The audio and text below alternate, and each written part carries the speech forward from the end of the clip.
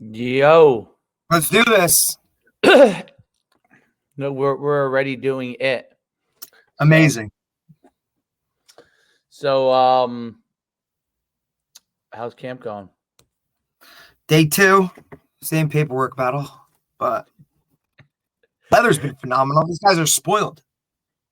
The weather today was beautiful, dude. Great. Although we look, we go mornings, right? So that's a little different, right? But and you get that, like, I don't know. It's just when you walk out and that heat doesn't hit you in the face, you've already won for the day, Like, so these guys can really get a good one in early before it really gets heated up and hot. I mean, I don't know if that is, I don't know. To me, it's like camp should be hot. Should that temperature, you should be, but we'll take it. We're in August 8th. First week. You guys, I don't know. I'm in like week 9,000 already. I tried to warn you about that little Pee-wee AYF type of youth. Listen, I get it, but man, funny. I give you a lot of credit, man. Like I said, you're herding cats. It's funny. God bless you. They're doing well, but it's funny, boy. If you ain't fully gray by the end of this season, then you're good. That's where it's gonna stay, bro. But I don't know. That might be, I don't know, a couple more weeks of this stuff for you. I don't really know. I think our season starts in like you start after me. I start later than you, and then I play a game before you. No, I think we start. I was told that we start not this Sunday, but the next Sunday's game. Oh, very nice. See, so next week we'll scrimmage. We'll go scrimmage Wednesday, game scrimmage Friday, and then that'll put us in game week because we play Friday down in Ocean City. That's cool. Yeah, that should be fun. Ocean City. Could be. I mean, we got to, we didn't leave a very nice, 33-7 loss last year. Don't leave a nice, taste in your mouth. So hopefully these guys take some pride in that. I just came across a picture of me in Cancun with, I don't know who the person is. Oh, stop right there. And with my old buddy, the late great Pete Connolly. And the one, rest in peace. Rest in peace. It was my what a dude. He was my guy, dude. We used to have so much fun. I am so excited to dive into the Johnny Manziel thing on Netflix that just got released today. I can't wait to see it. And then Hard Knocks tonight. We're 2 for 2 today. So listen, no sleep anyway over here, so we're good. Did they already start the Urban Meyer one or no? No, that one comes next week or a couple weeks. Johnny Manziel's already been released? Already out. It's already out. You can go on Netflix right now and it's there. Well, I know what I'm doing tonight. Yeah, dude, I'm binge watching Johnny. Just because not only was he a good football player, but he's TMZ's best thing ever, right? He's the first TMZ football player.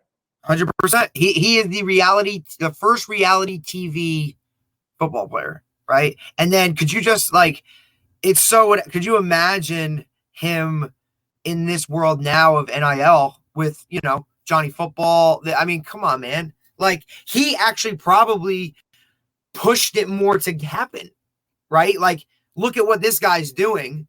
And how can we stop this, Crazy. Johnny, I know I've told you this before, Johnny Manziel, who he played it, he came to my camps when he was came to my Austin camps. Well, it starts with him sitting in the end zone of watching a high school game at his school. And the first thing he says is, high school football in Texas is gospel. Yeah. They're yeah. His high school stats, because I remember he won our national player of the year from our All-Star game. In high school, he had, you ready for this? I think I've told you this several times. I love it because you're tied to him, right? Like him, Mario, some of these guys literally have been through your stuff. And for him to be one of them, one of those guys that beats to his own drum, I guess you could say. There was a stretch with NUC when we had four of five Heisman Trophy winners. Heisman. Heisman's. So we had Heisman at 19 years old. Johnny Manziel, then we had Marcus Mariota, then we had Derrick Henry, and then Kyler Murray. Yo, how funny is it? How funny is it to look at those three quarterbacks and like they have a certain style that none of the others have, and they all went through your, you know what I mean? They have that more athletic. Probably because you could run a 40 in our event. So running a 40, probably in the old days, you could run everybody tested. So if you were a quarterback that could run quarterback, you said quarterbacks ran the 40 or did not? Everybody did. Yeah. Everybody. Yeah. Right. Yeah, that was just part of your, hey, you come to my showcase. This is what we do, you know? Right. So that was kind of thrown into the evaluation too. So those guys who could run, it was helpful. Those three, yeah, right. Like, hey, obviously it's going to, like, you know, sorry, but here's what it is. Like, this is what we see kind of as and then also like his whole, like, dude, he had Cliff Kingsbury as his offensive coordinator the year he won the Heisman. Like, you're talking two guys that are very similar in personality wise, you know, just let it rip, you know? And that for him to like say, hey, you're a freshman, to have that, like, all right, my offensive coordinator's kind of got my back, right? Like now I can, and nobody's expecting anything. All go, no breaks. His high school senior year, ready? Here's the stats. His senior year, he was 228 for 347 passing for 3,609 yards, 45 touchdown passes. Okay. And then he had only 5 interceptions. That's incredible. See, that's the part that, you know what I mean? Like that's the one where people will look at and they won't really recognize how amazing that stat is. For how many attempts? He had 347 attempts. And out of 300, damn good. That's pretty damn good, right? So then he had 170 rushes for 1,674 yards, basically averaged 10 yards a carry and 30 touchdowns. That's the other part. Like he ran for another, like, you know what I mean? He had 75 touchdowns his senior year of high school. That's crazy. That's crazy. All right, we have our special guest. I see him here. So, oh my God, what a good guy. We're gonna bring him on right now. Tarig Holman, the head coach of St. Thomas Aquinas out of New Jersey, formerly Bishop R. Formerly, formerly Bishop R. And but not only is he a fantastic football coach, but he also was a big-time Division I athlete himself. Penn State, out of Randolph. Iowa. I mean, Iowa. Did I say Penn State? I mean, Iowa. You're in the Big Ten, brother. And it's changing, so we're okay. You're okay. With the way teams are changing conferences now, dude, we're good. That was back when. That's when back then when Iowa used to grab so many top New Jersey players. A ton, and we'll talk about that.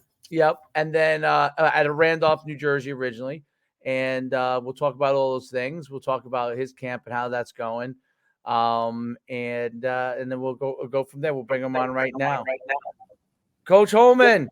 Yo, what's up? Yeah, my guy. Hey, buddy, thanks a lot. I appreciate it. How are we doing today? I'm doing great. Just got home. Today was a McDonald's day because we got off the field a little bit late. So I chugged down a Big Mac. So it's going to show up a little bit later, but it's all right.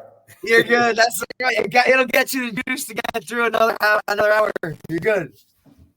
Plus, you're lucky. You got good genetics. You're able to stay lean. You know what I mean? That's a good thing.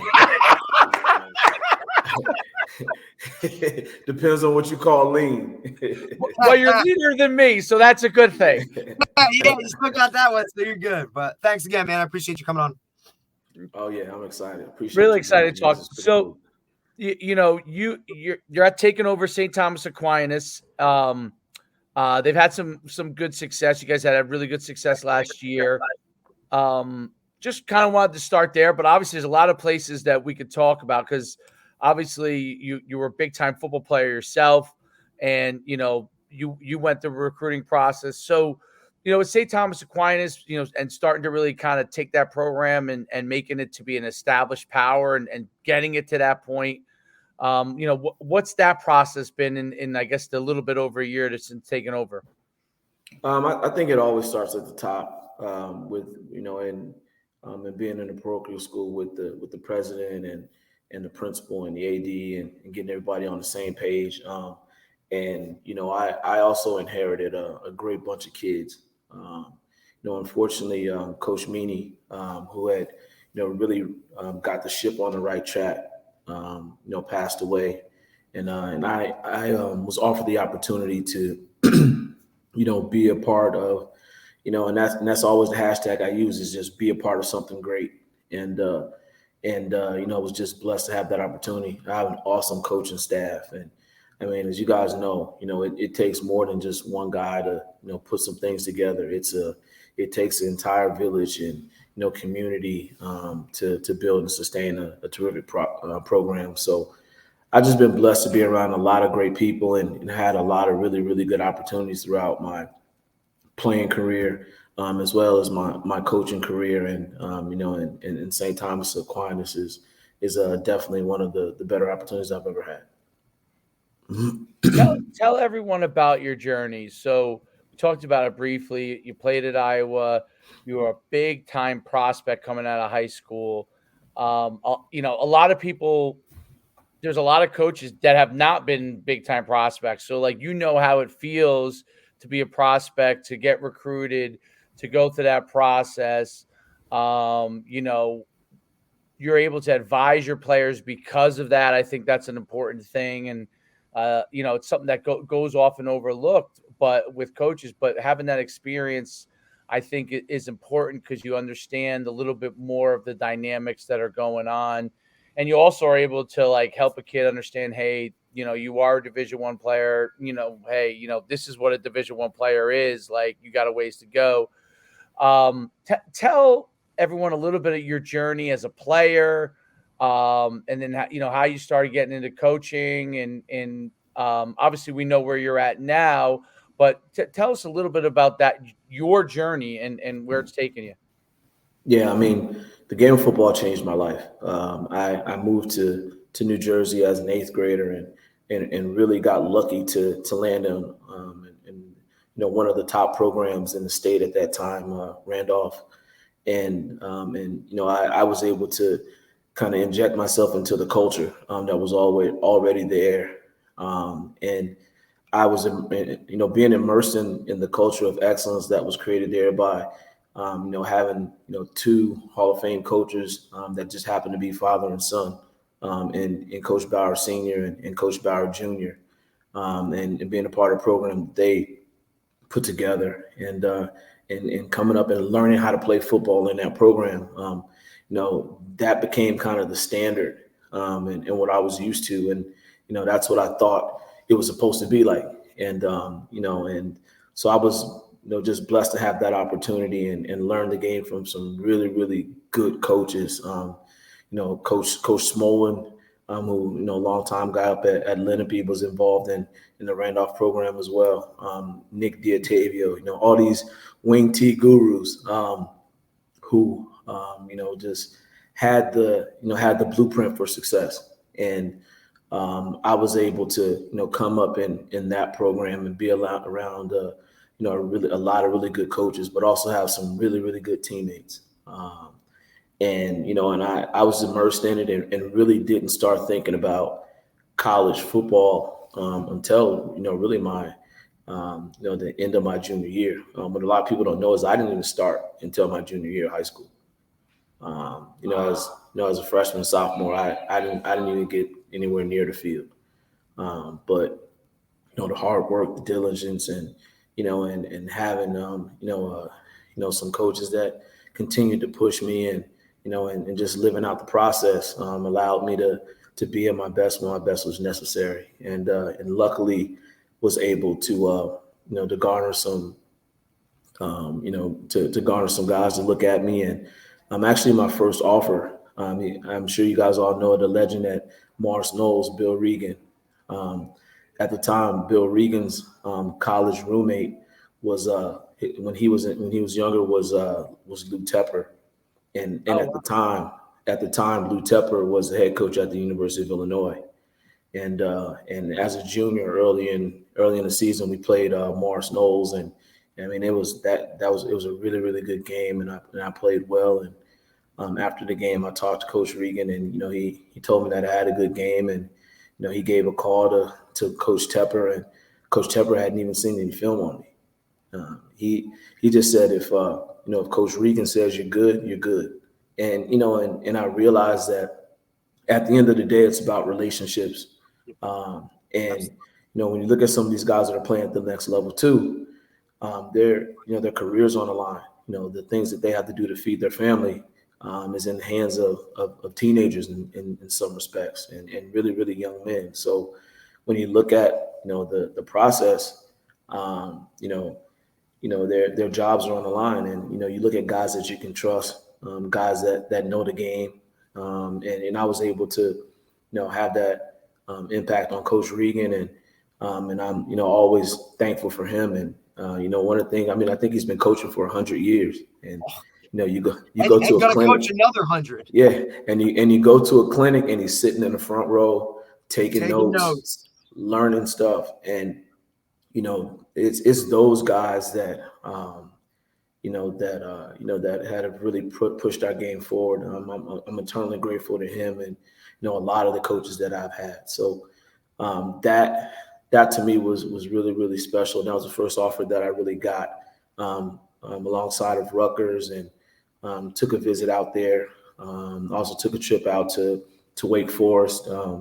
Jim Caldwell was the head coach at Wake Forest when I took a trip out there, and Coach Caldwell went to Iowa. So and also my father went to school in Iowa. My father went to Drake University, and so that was kind of the tie that we had out there. And originally, being from Missouri, having a lot of Midwest ties, it was a perfect landing spot for me. And like I heard you guys alluding to when I was kind of waiting backstage, at that time, Iowa was really, really getting a lot of top talent out of New Jersey.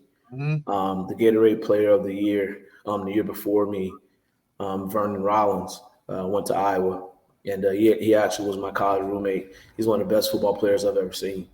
I've never seen anyone tackle people like him. I was like, I want to be on his team, And before him, you had Rashard Carter, who was one of the fastest dudes in Jersey at the time, from out of Passaic. I think Rashard ran like 10.5 or 10.4 or something like that. He could fly. And you had guys like Danon Hughes from Bayonne. You had Bo Porter from Weequahic. You had Bobby Diaco, who's a heck of a player too, and Ferronis and all the other guys that Tony Stewart. Tony Stewart's I was just gonna say Tony Stewart's one of the best football players I've ever seen in my life. And I still see these guys. Scott Slusker. That's right, tight end. And so we were really, really, really tight. And when I took the visit and saw the community, and was able to see the culture that was there at Iowa, and playing for one Hall of Famer and Coach Fry, and Frank Verducci was a guy in New Jersey. Great guy. Awesome coach. Brother writes for Sports Illustrated, and just what an awesome family. And when I was able to come down to make some decisions about where he wanted to go, it was kind of a no-brainer after I took the trip out there and just loved it. And now looking back on it, thousands of years later, I still feel like I made a really, really great decision. I got a lot of really good advice, and I think that's the big thing that made it good. And even with Coach Ferentz being there now, there's not too many players that can say that over 20 years later, your coach is still there. Right. And you're still welcomed home with open arms. So it's pretty cool to be on the sideline this past year when Iowa played Rutgers, and seeing Coach Ferentz and my coach is still coaching there, and a couple of my teammates are now coaching there. Liddell Betts is the running backs coach, and LeVar Woods is the linebackers coach. So you kind of see things coming full circle, where as I have a lot of my college teammates that are now coaching. Bobby Diaco, had a heck of a coaching career also, and he'll be back soon. And Kerry Cooks is down at LSU as their DB coach. Bill Innocent is defense coordinator at Washington.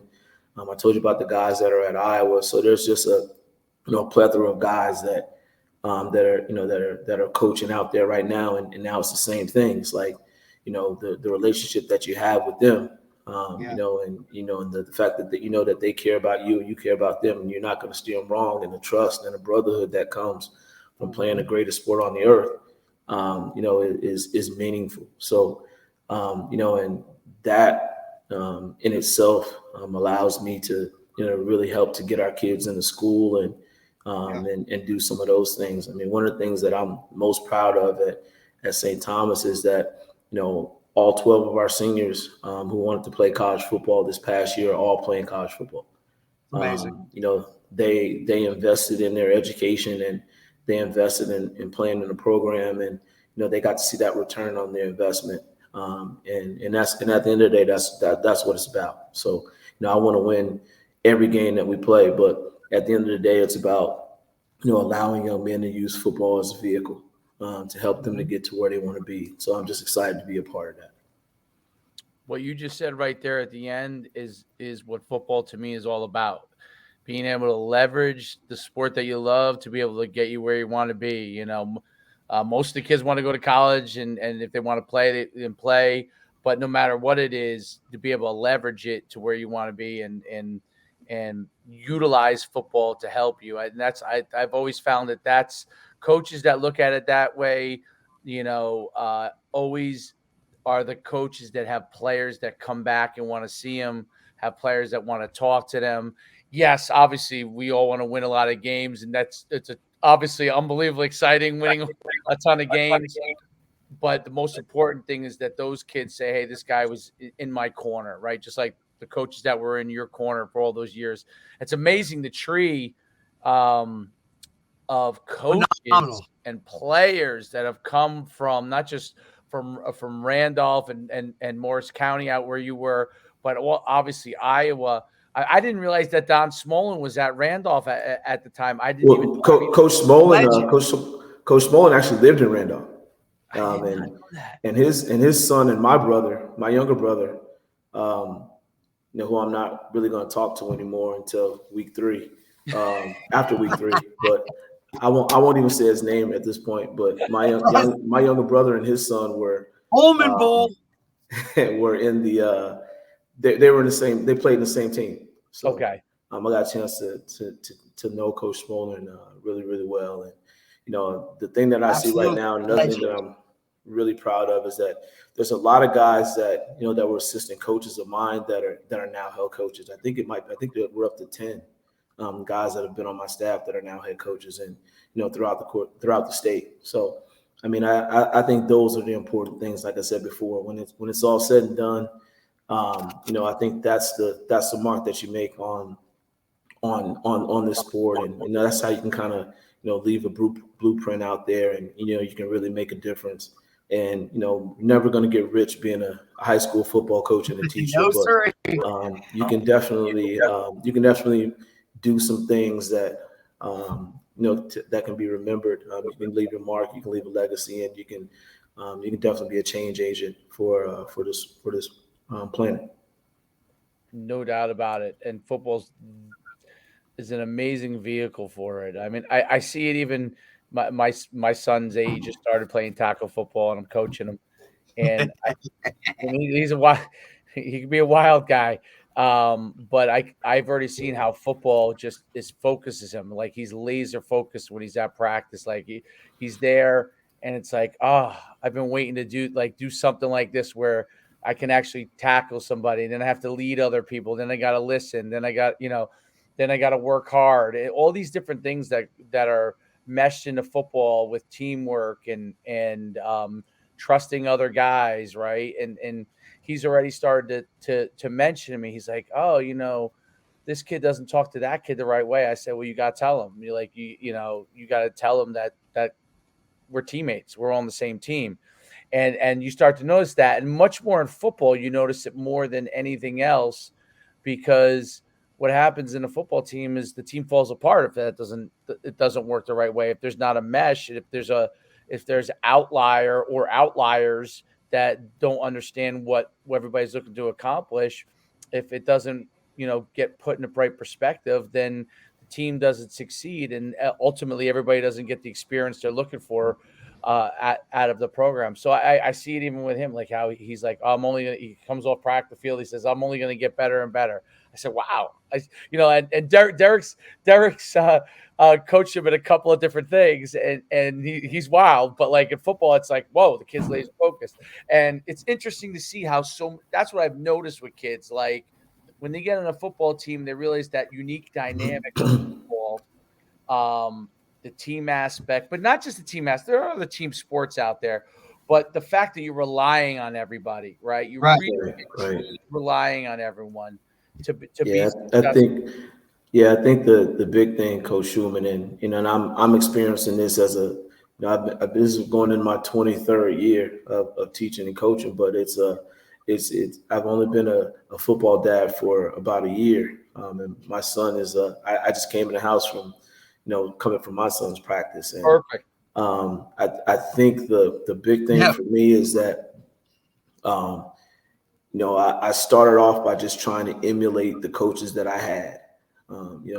Trying to take some things from, Coach Bauer and Coach Smolin and Coach Regan and, Coach Fry and all the great coaches that I've had throughout my career. And then that kind of transformed into, trying to be the coach that I needed to have, when I was in high school. And that's kind of taken another trip now, is because now I'm trying to be, the coach that I feel like I would want my son to have. And I think that's the ultimate, that's the ultimate transformation. And I think that's the big difference. And I think that's the big thing, is just, not being a transactional coach and truly trying to live, as a transformative and a transformational coach is huge. And coaching to kind of save and change lives versus, coaching to score touchdowns. Or coaching against get interceptions and things like that. So I think when you focus on the kids, and you really try to make it something that's special for them, it's so empowering. It's so exciting. It's so much more fun on a totally different level that anybody can understand. But I mean, when you're out there watching your baby play, man, that's a different kind of excitement, Yep. And so that's something that I look forward to, and that I'm really excited about. I know Coach over there is just getting started, and I'm wondering how in the heck are you even on this right now? I don't hear any crying in the background. What do you got going on, man? I need to find out how you're making this thing work. Behind every successful man is a woman who can handle business, and I'm fortunate. Wow. Hey, you hit the nail on the head, man. Hey, you got to make sure that she hears that. Smart, bro. Smart. That's it. I've done my homework. She's a special woman, man. For she sure. Is, bro. And I saw that beautiful daughter. I saw that beautiful daughter of yours, and thank you. Thank Coach. God she doesn't look anything like you, man. That's what I said. Thank God we're good. Let's hope she gets something.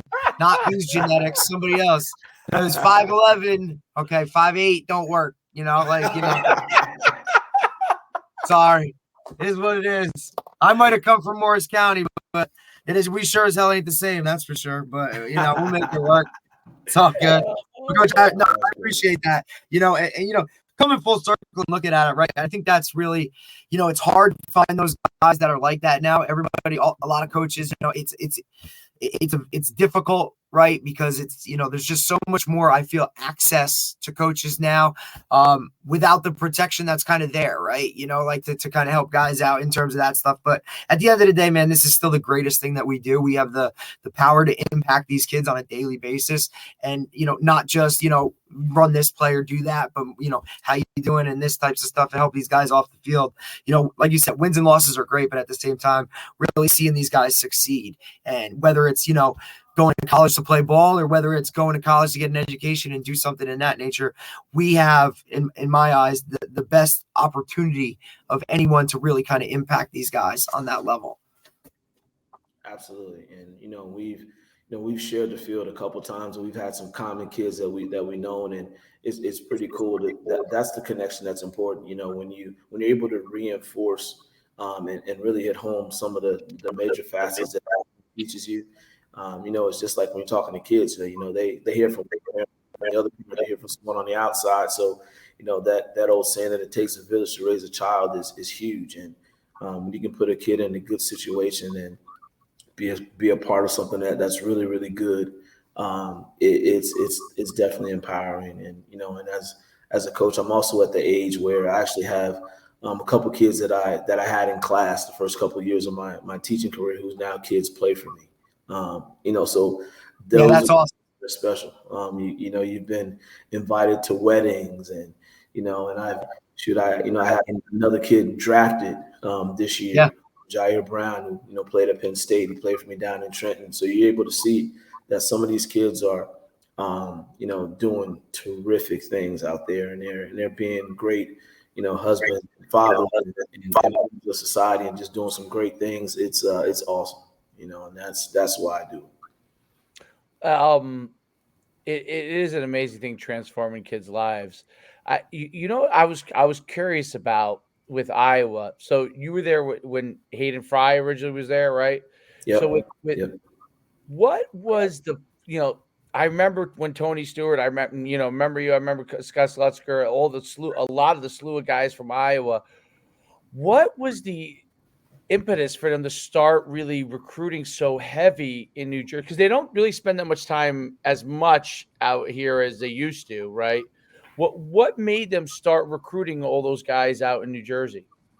I think you got to look at it as it's almost like if you look at the state of Iowa, and being a part of the Big Ten, and wanting to be able to recruit, but you also you want to go, and like I said, it's about the relationship. So Frank Reducci is one of the best offensive line coaches that you're ever going to find anywhere. So you have him with his New Jersey ties.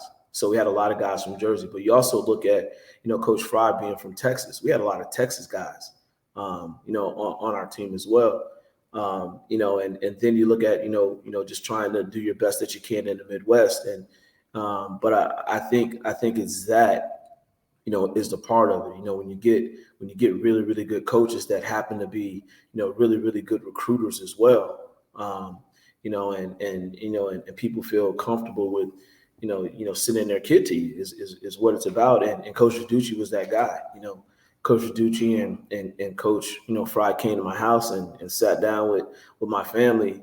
And you could tell it was, it was genuine. It was going to be more of a transformative thing. And when you look at what you needed as, as a kid at that time, like I just needed to be taught. I needed to have structure. And I was able to get that. And I had some awesome teammates out there. And, you could tell once you step foot on the campus that, you look at the thing about Iowa is there's no professional sports in the state of Iowa. So, if we went to the Rose Bowl or we went to the Toilet Bowl, it didn't matter. We're going to have 75,000 people, in the stands, no matter what. So you look at that, you're going to get a top Big Ten education, there as well. So I just look at, just really surrounded, Coach Fry. Coach Fry was also a psychology major. And having Coach Fry there for, he was there for my first 3 years there, and I had Coach France my senior year. I don't think Coach Fry ever talked to me about football once. Not once, not one X and O. Never. It was always, motivational stuff. It was always, it was always things that he could definitely get into your psyche, and he could really coach your soul and hit home with things. And he was really really unique in doing that. And you look at any other time, I would never have a connection with a 7-year-old white man who is from from the heart of Texas. You know what I mean? Right. And that's what you see. 100%. And that's what you see. And that's what you see, the impact that football can have. And that's pretty awesome. And so now I look at, some of the guys that I've known from all over the country. There's not a state in the United States that I could go to and not be able to, call up one of my teammates or a friend of a friend or something. And, I think that's what makes this special, because, it's it's a unique fraternity of men that have gone out and done some things together. And you're internally gratefully for each other. You've had a ton of experiences and things like that. And like I said before, that's what I would love for my son to walk away from this game with. Go. You know what? I definitely want to see him score a whole bunch of touchdowns, get a whole bunch of picks for sure. But that's a given. We already know that. I just want him to walk away having half of the experience that I have, and if I could do that for my own son and for the kids that are in my program, then that's success to me. Because like I said before, I just want to be a part of something great, and being a part of something great is, it's not just wins and losses. It's about becoming the best version of yourself that you can be, and I'm just excited to be able to do that, Coach. Well, awesome. I've been to Iowa's campus. Ooh. It's very nice, actually. So, no, I'm serious. What, you didn't expect to be nice? Well, I'll tell you what I expected. I didn't say that. Hold on, I want to tell you what I expected, though. I want to tell you what I expected. Before you could chime right in, Derek, in 2 seconds. So I was out there. It was when I was still I was an NFL agent for 6 years, and he was a great receiver. I can't remember the name now off the top of my head, but he was a great receiver for Iowa. He had a big catch in the year when they were undefeated recently. But I can't believe it slips my mind, and he would kill me the fact that I'm forgetting it right now. But I met with him when I walked around when you're driving through Iowa, obviously there's lots of farms and corporate. That was what I expected, And then you come into it's Iowa. Is it Iowa City? Yeah. So Iowa City. And it's kind of like there's like hills, and it's like there's like these bridges. It was beautiful. It was absolutely beautiful. Like it was what you would be like a college town. It was a beautiful city. I couldn't believe it. And it wasn't like, I mean, obviously there are farmers in the outskirt areas, but when you actually come into the city, it was like a beautiful city. I was blown away. I was like, I could see why players come here and like, yeah, I'd like to go to school here. Yeah, it's awesome, and the directions to get to the University of Iowa are really easy too. Just get on 80 and drive straight for 16 hours, and you'll get there. That works. So it's real easy to get to Kinnick Stadium. So, and I've done that drive a lot. But I think that I also look at it as like Kissimmee in Florida, where you do have Iowa City, but you're really close to a lot of major cities. You're right. 3 hours from Chicago. You're 3 hours from St. Louis, and I had a lot of family in St. Louis and Chicago at the time. Minneapolis, Minnesota is really, really close. I mean, so you can, as far as being able to get away and go to some of the major cities in the country, those things were a given. And then the city itself is awesome.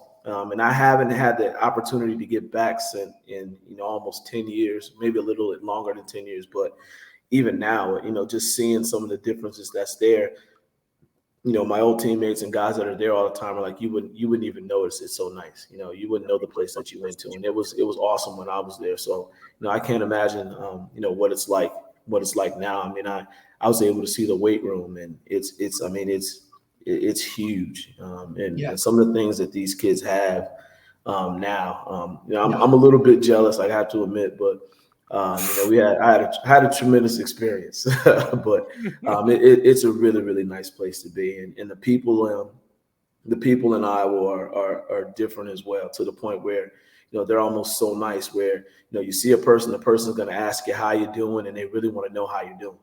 In Jersey, in Jersey, people say how you doing and don't even wait for you to answer. They just keep it moving. You ask them a follow-up question, they start to act a little weird. That's true. It's people take their time. Like if you drive, the other thing that you see, if you drive down 80 and people are flying by you all through Jersey.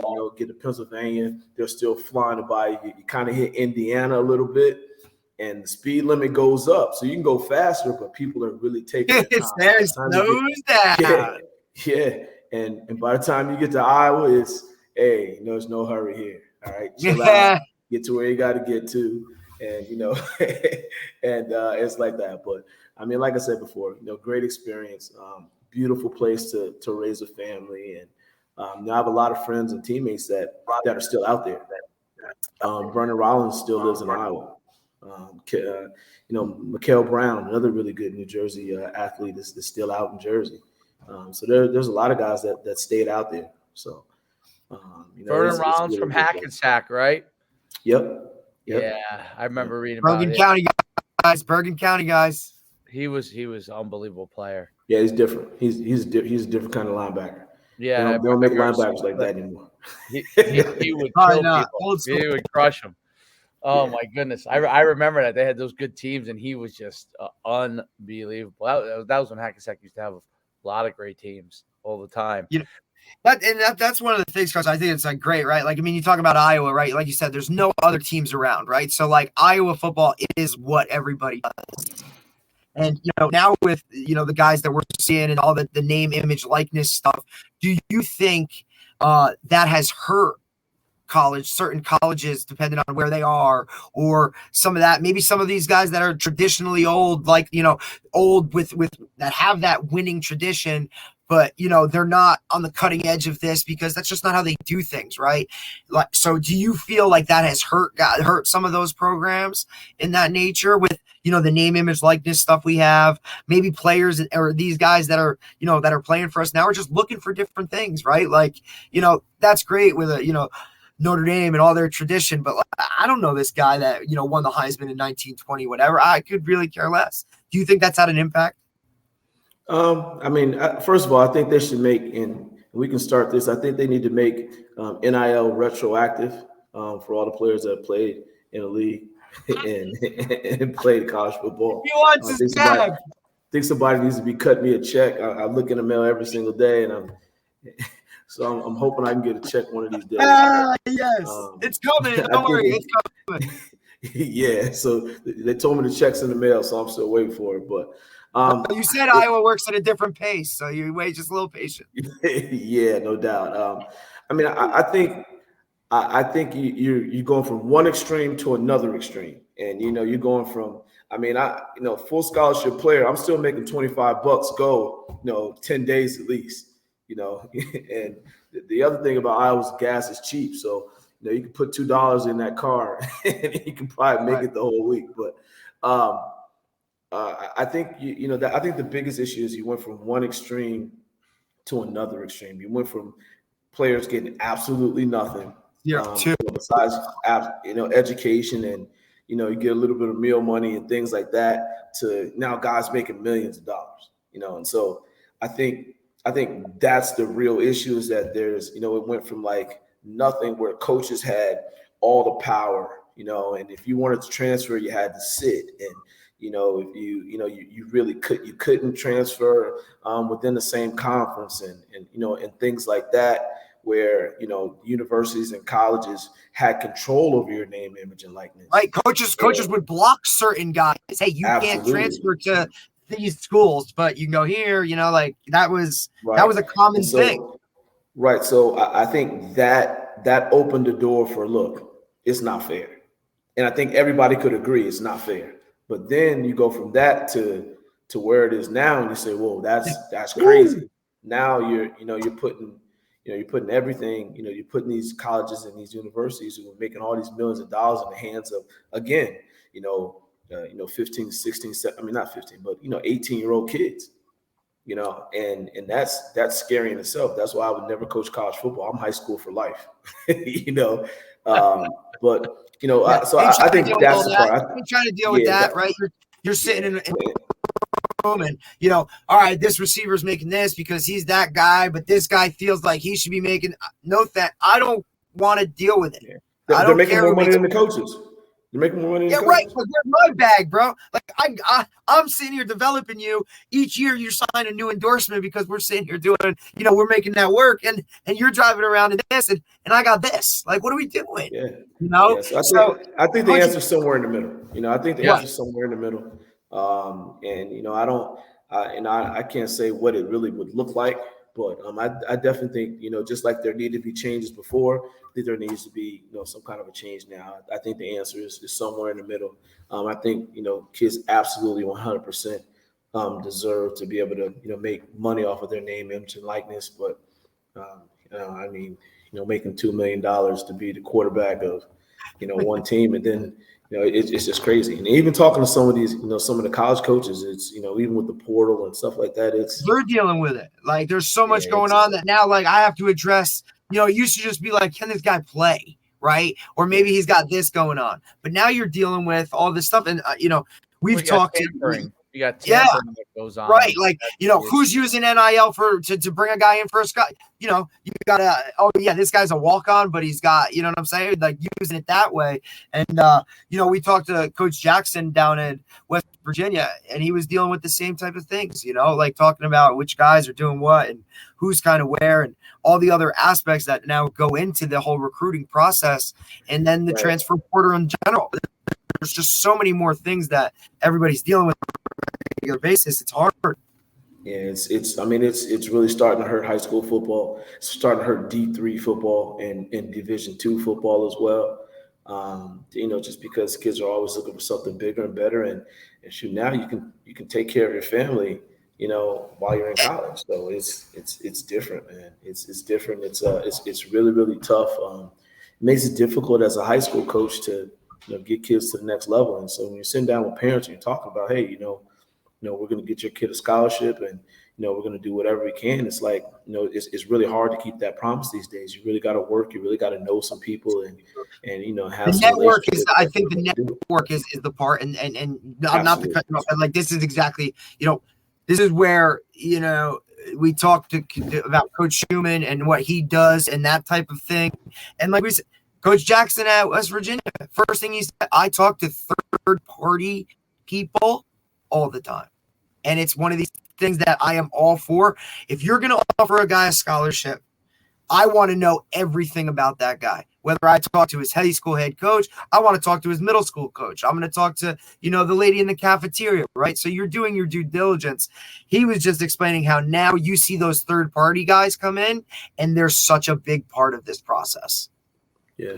And I think the issue really becomes is, and obviously having been on both sides of it, is that there are guys like you who know the recruiting process and can get guys in great position. And then there are high school coaches who really are like, a lot of times it happens much more because you coach public schools. So did I. Like at public schools, some of the guys you go against, they might be good football coaches, but don't either invest in the recruiting process or don't understand it. It's usually one of the two, sometimes both. And then what happens is because they haven't taken that time, like they might be a phys ed teacher and coaching football, and maybe they played Division III football, or maybe they didn't even play college football, but they're able to coach the game, but don't know the other part. And now because recruiting is every kid that probably comes out, especially where you are and where Derek is, everyone comes to you expecting to play in college, right? So someone like yourself knows what they're doing or has a good idea of where a kid belongs. Same thing with Derek, right? And you could point them in the right direction if there's somebody else that they should talk to.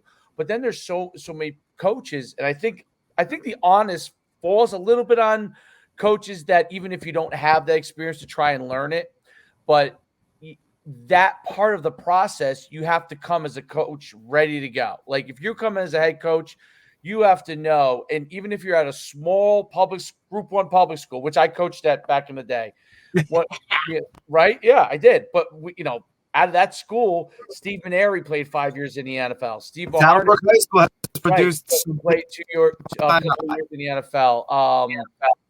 Stephen Longa played in the NFL for 5 years. And that was out of a Group 1 high school. And so I was a coach there, and the guy who was after me, even though he didn't even play in college, learned from what we did, right? So he was able to help his kids.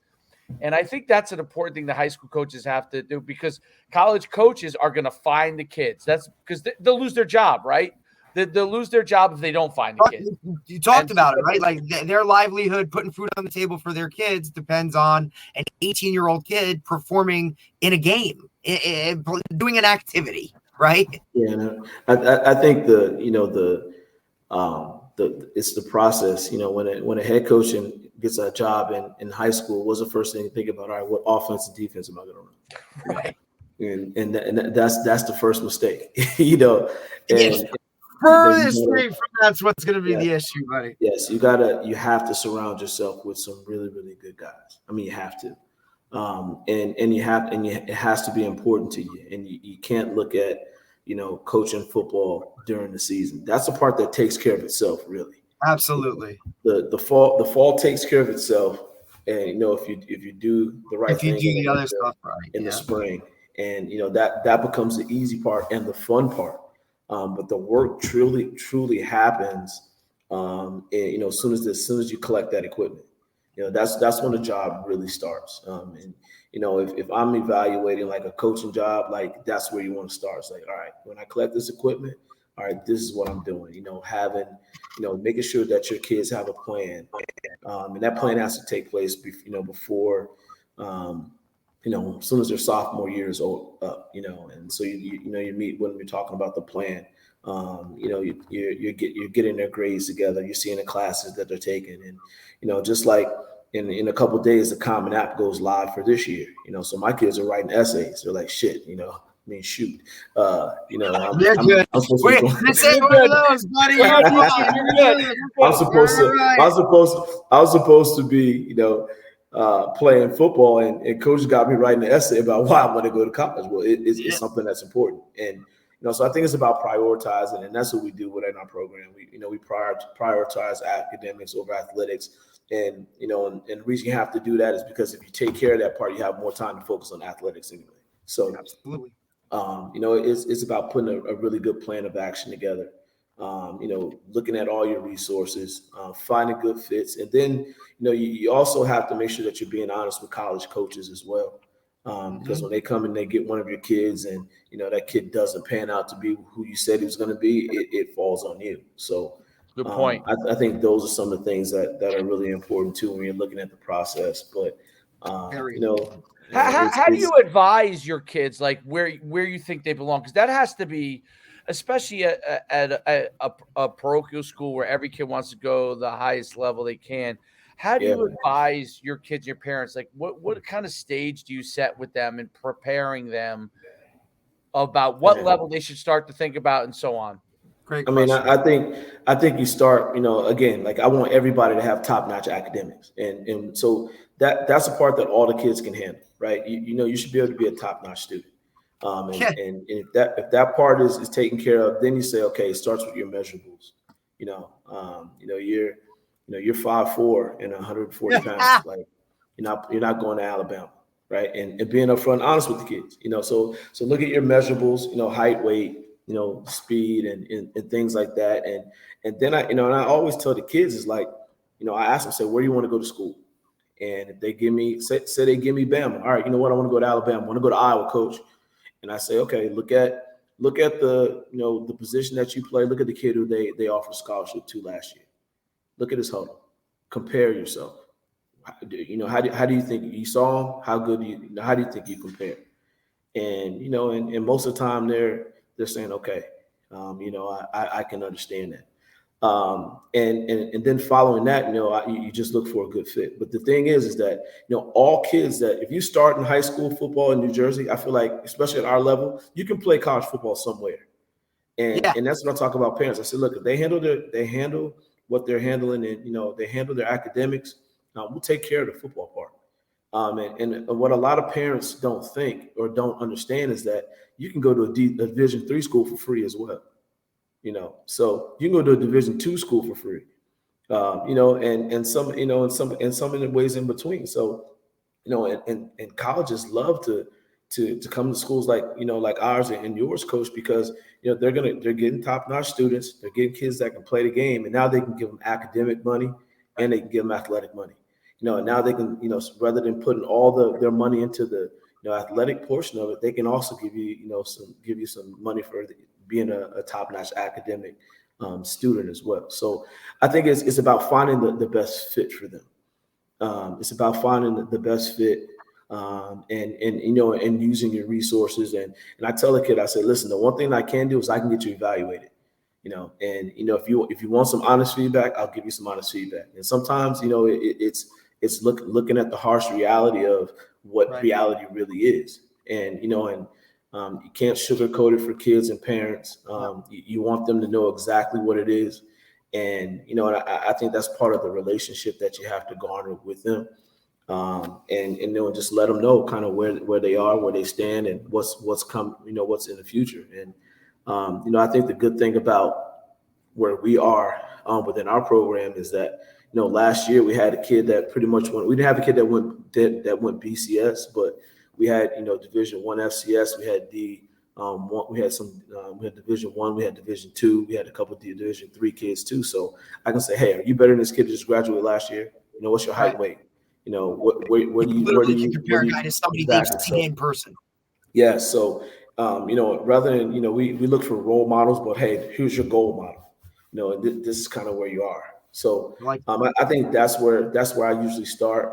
The one thing that we do at St. Thomas too is that we take college trips every single year. I try to get our kids on at least 3 campuses a year, and 3 different campuses. So if you look at year 1, you go see 3 schools. Year 2, you go see 3 schools, and in year 3, you go see 3 schools. So now by the time you're a senior, you've been on 9 college campuses. And I try to go like we've gone to like this year we went to see Cardi down in Delaware.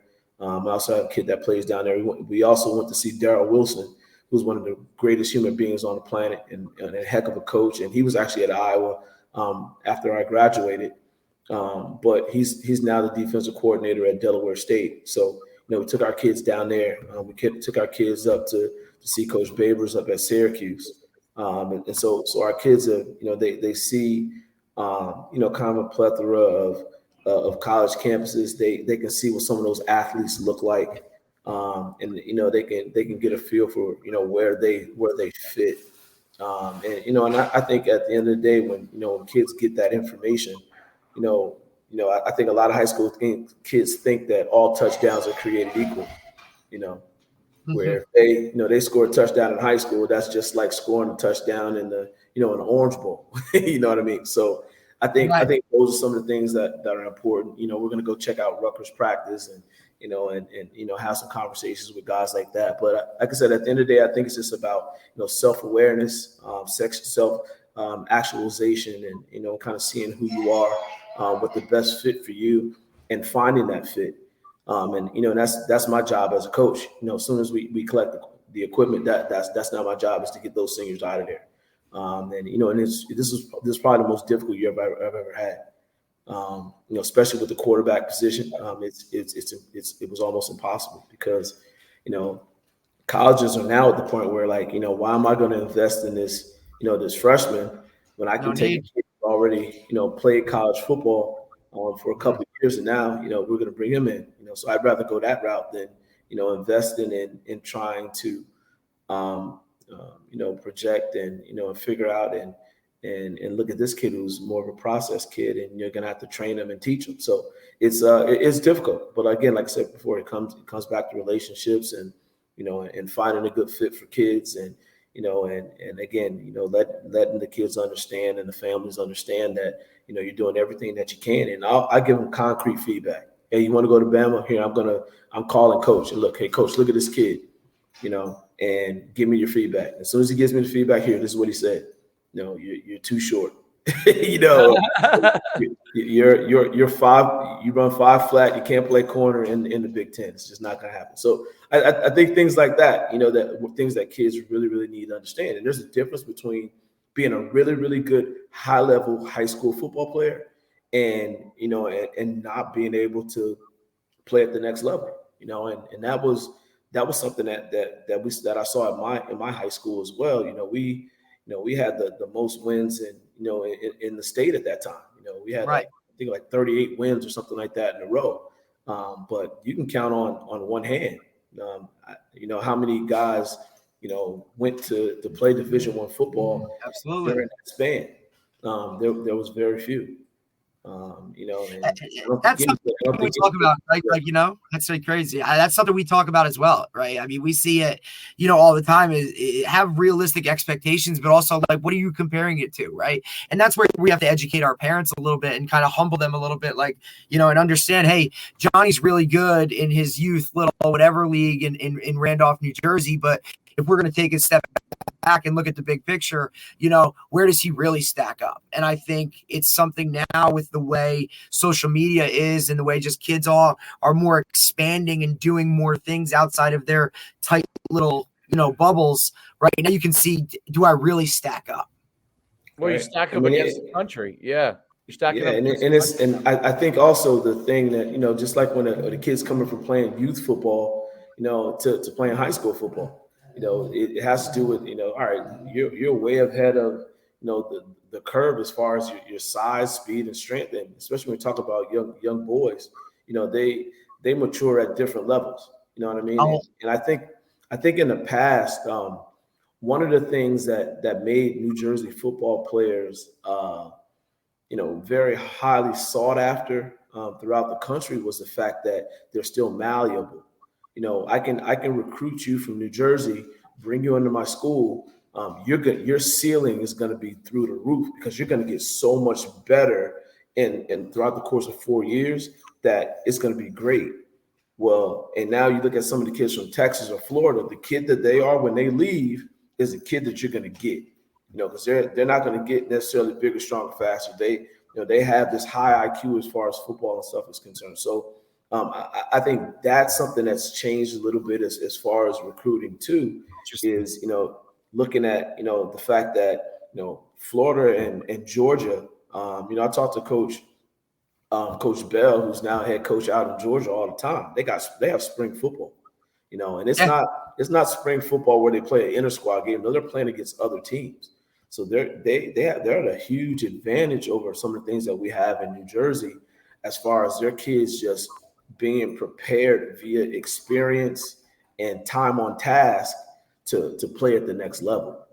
And so it really opens a window for us to maybe do a little bit more as coaches. And we have to be really creative in some of the things that we do as coaches to compete, Right. at that level, and again, like, so when I do have a kid that's, he's got the measurables, right? So, but now he's up against this kid from Texas, this kid from Georgia, this kid from California, who has a lot more experience at playing the game than my kid does. So how do I continue to promote them and have them prepared to not only get that offer, but to play at that high of a level, is really what makes what makes or breaks the process as a coach.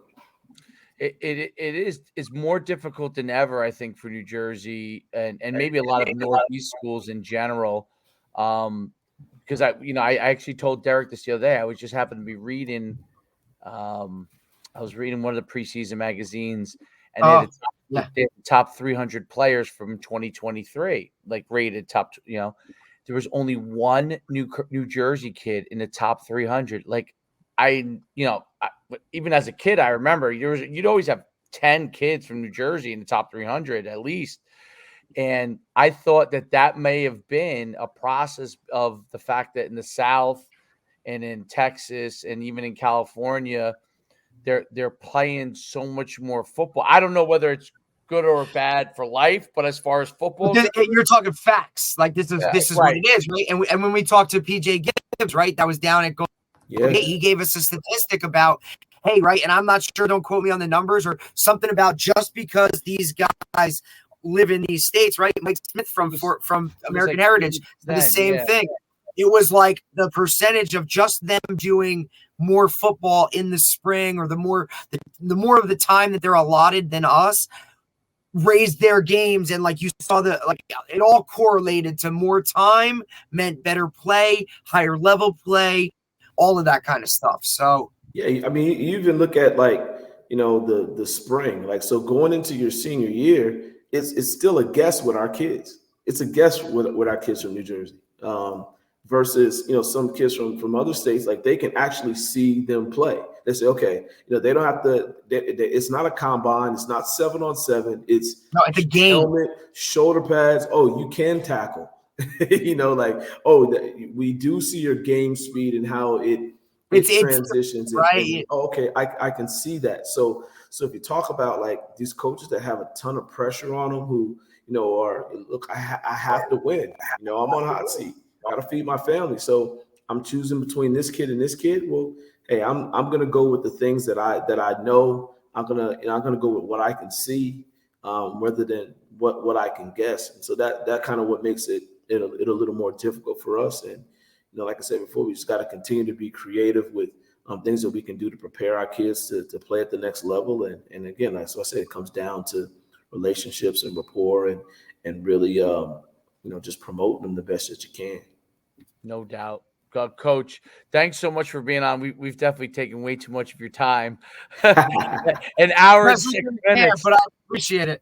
No, it's been great having you on. Definitely want to touch base with you, in the season or postseason. And best of luck in camp. I know that.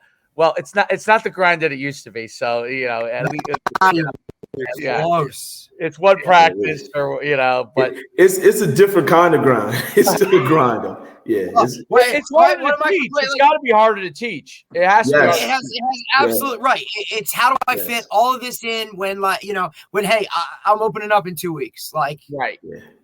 Yeah. I'm scrimmaging this guy, and then I'm game scrimmaging on a Friday, and now we're game week.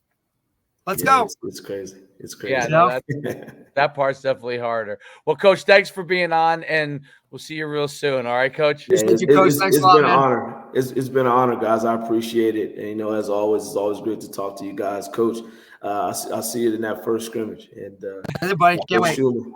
I'll see you soon. Coach Schuman, take care. All right, guys, take care. Day. Bye-bye. Thanks, man. All right, that was great. That was fantastic. Really I'm glad we got. I'll tell you. It's funny when you get to like 10 o'clock. When you're coaching, you start to get tired. It's funny. It's amazing to be able to get in and have the conversation we just had late night. Which is it just shows you what type of guy he is. What he's all into this, right? He's got a dog, he's got kids, right? He's got all this, and still amazing. At the end of the day, I love this so much. How can this is going to help me with my kids, or there's something in his mind that said by doing that, right? Talking about networks, right? Hey, I know these guys in the future. And he does a lot with a lot. Right. And we didn't even get into half of, the stuff that he has in terms of where he's been along coaching wise and, some of his vision. He does a ton with the New Jersey Minority Coaches Association. Right. He's big with that. Listen, when he talks about relationships, there's not one guy in this state that when you mention his name, somebody doesn't say something good about in terms of what he does beyond the coaching stuff, right? He's coaches in North South game. He does all. He's at all our New Jersey Coaches Association, usually taking on stuff that he doesn't have time for, right? And I believe he's a track coach too. So there you go. I was really. I didn't know that. Come on, man. He can run corner at Iowa. I know that, dude. I know that. Well, Iowa used to. They used to crush Jersey, come in and get everybody. I remember first guy I remember was Tony Stewart. That was the first guy I remember. But obviously there might have been guys before. But Tony Stewart, because I think there were some Red Bank guys that when I was looking at the history when we were there, really went there to Iowa back in the day or something. Okay. I think maybe Trusillo possibly, right? But you just knew like Iowa. Well, even I can remember growing up. I can remember Iowa and guys. I'm trying to think. So Hayden Fry. Like with Tony, so I knew who Tony Stewart was because Tony Stewart was a great hurdler. That's what the event I did. And Tony was he probably was a senior, maybe. I don't know. Maybe I was a freshman, or maybe it was I was in 8th grade or 7th grade. But it was around that time period. I remember how good he was from Union, Tony Stewart. Okay. Yeah. Big school, big, a lot of tradition. And then Scott Slutzker, was from Hasbrook Heights, small school. So Yeah, and but obviously, winning tradition. right. Well, they were, yeah, they had a big winning tradition. They were Oh, I pretty don't know. good. I mean, I'm just going That off team what might I have know. won. That team might have won. I mean, he was gigantic. He was like 6'5". And obviously, Coach Holman, just player after player that have Vernon Rollins. It's interesting. That was his roommate. That was I would have How loved to have crazy is that? How crazy is that? So Vernon Rollins, I must have And you been in. talk about, the relationship that you can look. He hasn't been back to Iowa in 10 years, but he still has a relationship with all those guys that, and he talks about that, right? Like, so Look up that's Vernon Rollins when you get a free moment. If you, it is the position. 90s. I'm telling you, he was so good. What position? What's that? Linebacker. What position did he? Oh, he's a back. Oh, that's it. Yeah, he said I've never seen a better linebacker in my life. He played for Toll. Okay. Oh, there you go. So I knew he could hit. Vernon Rollins, they used to say, would crush people in high school. And like, yeah, And he went to Hackensack. That's when Hackensack was. I'm almost certain he played. He might have played on Toll's first or second team, like one of the early ones. Well, if he didn't play for Toll, then who did he play for? Mielo? No, Mielo, believe it or not, was like I want to say the 70s to the early 80s. Yeah. So Mielo goes back pretty far. The only reason I know that is because one of the guys who used to help me with my camps back when I first started, we're talking about 2002, was a guy named Dodie Donnell. Yeah, a guy named Dodie Donnell who played it in Nebraska. Was a fullback in Nebraska. Nebraska. Coming back, bringing him back. And he passed away, Dodie. But Dodie's coach in the 70s was Mike Mielo. So that's how I knew he was at Hackensack in the 70s. So anyway, that's that here or there. But great conversation. And let's get out of here. And sounds good. Always another good one, Coach. I appreciate it. Thank you.